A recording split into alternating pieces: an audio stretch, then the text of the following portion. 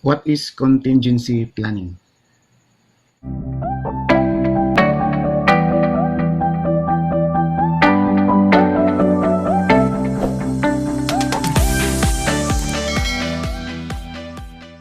Hello guys, it's Megan Teacher Khoy and welcome to my channel. And if you're new to my channel, please don't forget to subscribe and press that notification bell so that you will be updated on my videos. So today guys, I will be discussing about the Department of Education Disaster Risk Reduction Management Service Contingency Planning for Basic Education. Last few days, we have a seminar about this one in our division, and this topic is very important when it comes to education sector. So I will be showing you some pictures, some slides about those forms and how to make contingency plan. Let us define first what is contingency plan. In the Department of Education, we have this program so-called the Disaster Risk Reduction Management, and we'll be talking about those risks or those hazards that needs contingency plan. And we have this contingency planning for every school or for every district. So first, the objective of this contingency plan or contingency planning is to discuss the different steps in contingency planning for basic education and to create contingency plan for the respective regions, divisions, and school. So what is contingency planning? So let's define first what is contingency plan. The definition of contingency planning is according to Republic Act number 10121. It says a management process that analyzes specific potential events in a state of uncertainty and establishes response arrangement in advance to enable timely, effective, and appropriate responses to such events and situations. And according to IFRC Contingency Planning Guide 2012, it aims to prepare an organization to respond well to an emergency and its potential humanitarian impact. It involves anticipating a specific hazard based on specific events or known risks at local, national, regional, or even global levels. Examples: earthquakes, typhoons, or disease outbreaks, and establishing operational procedures for response based on expected resource requirements and capacity. So why contingency planning? Why we'll be doing this one? Why we make contingency plan? Contingency planning is our commitment to the Sendai Framework for Disaster Risk Reduction, or SFDRR, from 2015 until 2030. And contingency plan is required by RA 10121, Rule 6, Section 4, open parenthesis, close parenthesis 3, Implementing Rules and Regulations, or IRR. The provincial, city, and municipal DRRMOs or BDRRMCs, in coordination with concerned national agencies and instrumentalities, shall facilitate and support risk assessments and contingency planning activities at the local level. So I'll be showing you now what are those national policies that support this contingency planning.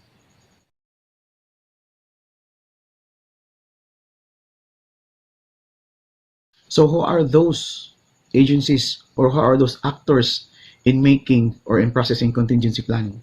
So I'll be showing you here on screen.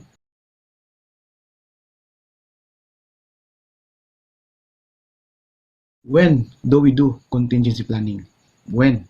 Right now, later on, or after the disaster? So the question is when? As early as now? Later when we have more information? Or just before the event to maximize information? Or right after the exact damage is known? So you have to answer that one.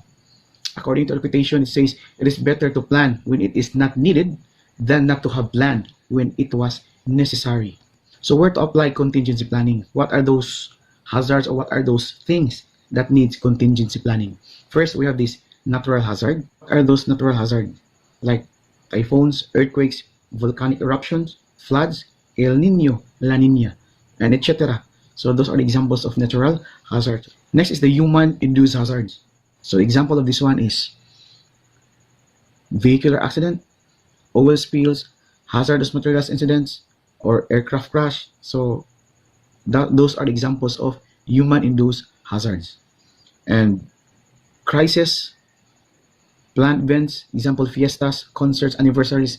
Especially in our school, we have those planned events like Division Techno-Olympics, intramurals, district meets, athletic meets. So those are the example of planned events. And we have this sudden increase of displaced population, like shortage of funding, food, or other commodities. And we have epidemic, so outbreak of an epidemic, dengue outbreak. So it's just an example of an epidemic and other problems. So in the education cluster, it aims to ensure the safety of learners and personnel and aims to provide continued access to quality education on all affected learners. So I will be showing you some templates about this one. So in making contingency planning, we will be using these forms, especially on the school level. So we have a lot of templates. So first, I will be discussing the baseline data on infrastructure and non-infrastructure. So as you can see this form, so this is my output during our contingency planning workshop. So you have to put an entry for the name of the school and for the school ID. And after that, this part here is for the infrastructure. As you can see, we have the type of building, year constructed, source fund, current status of the building, whether it is good condition or like this one to be demolished, or needs minor repair or major repair. And this part is for the number of classrooms, for the instructional rooms, academic and non-academic, and for also the non-instructional rooms. So this data is available in the NSBI 2019, the latest NSBI, the National School Building Inventory. You have the type of the buildings. Example, like this one, we have the DepEd standard, we have the Philchi building, and the source of fund, like this one, DepEd National, and the current status of the building, needs minor repair. And this part here is for the non-infrastructure. You have to put an entry. You have to put figures for the number of DepEd computerization packets or the DCP, and number of blackboards, armchairs, desk chairs, tables for the teachers, and chairs for the teachers, and number of learning resources. So this is for the template 1, the baseline data on infrastructure and non-infrastructure. And the second template is the baseline data for the learners. So I have here the grade level, the number of males, number of females, and the total number of students for that particular year level.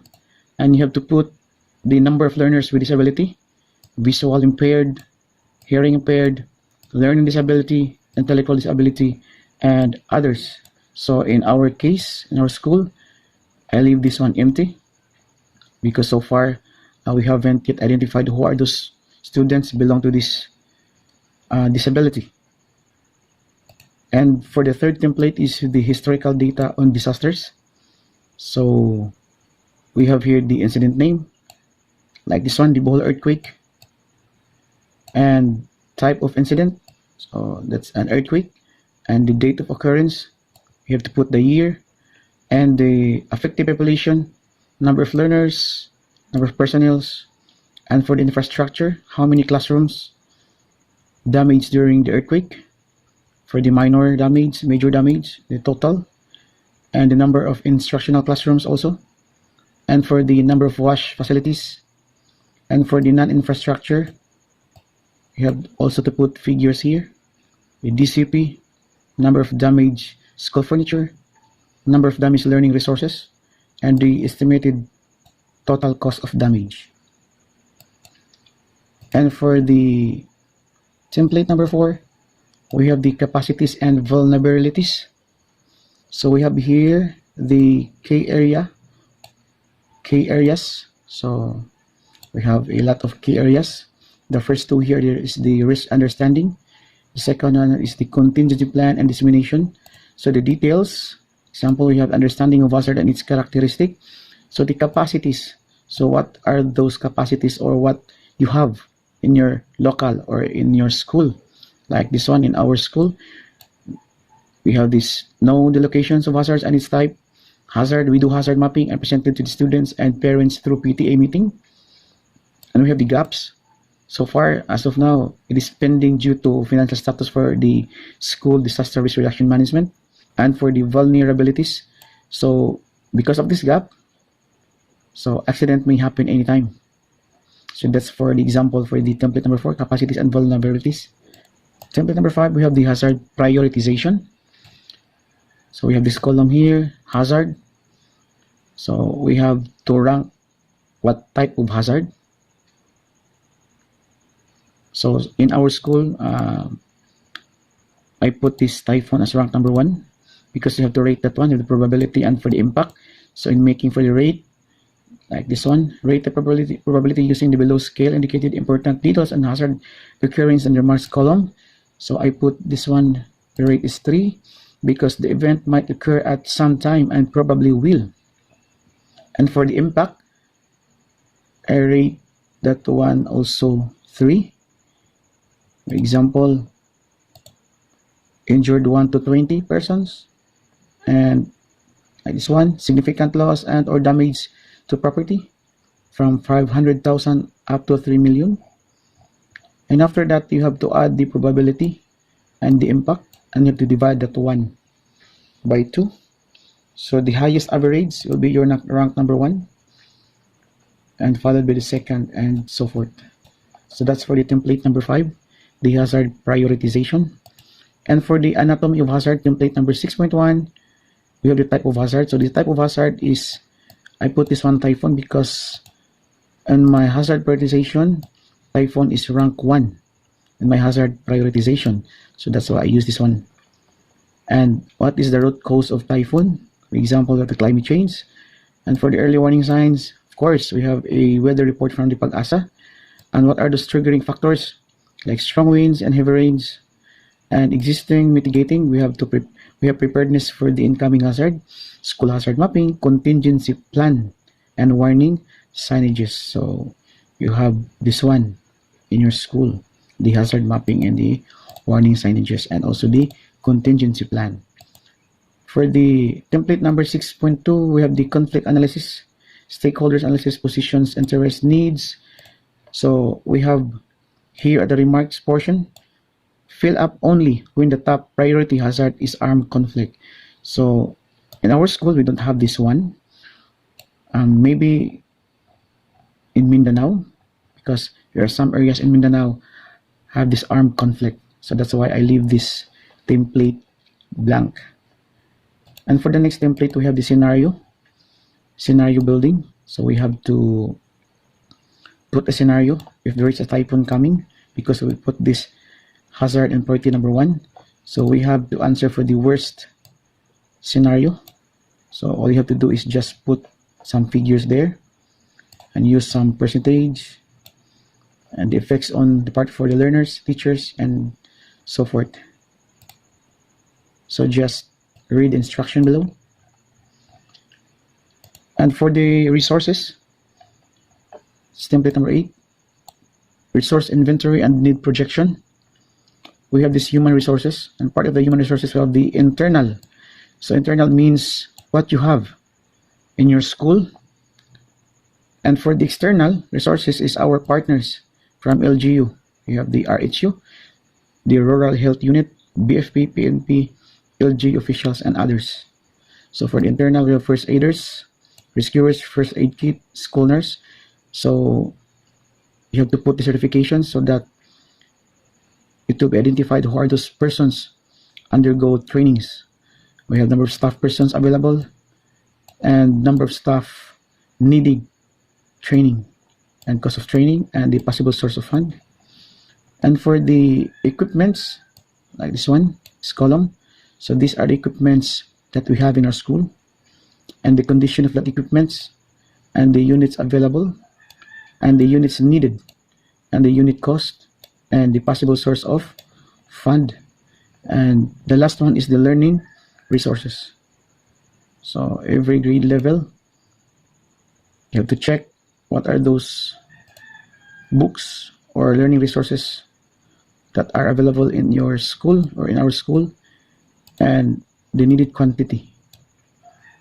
So those are the templates that we're going to use in making contingency plan. So once again, it's me again, Teacher Khoy, and I hope you learned something from my discussion about contingency planning. So I will repeat this quote. It is better to plan when it is not needed than not to have planned when it was necessary. So see you on my next video. Okay, bye-bye.